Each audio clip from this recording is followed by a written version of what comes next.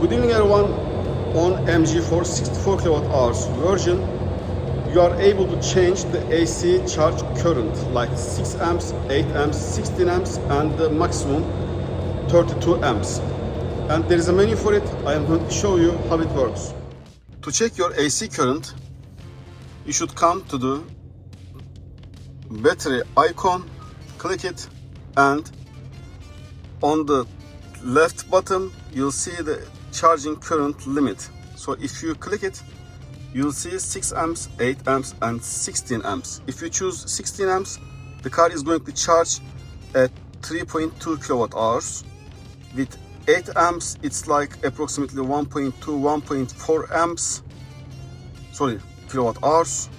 And with 6 amps, 0.8 kilowatt hours. So if you are charging your car outside on an AC charger, you should be sure that you choose the AC current so you can get the maximum kilowatt hours while charging. As always, thank you for watching and have a great day.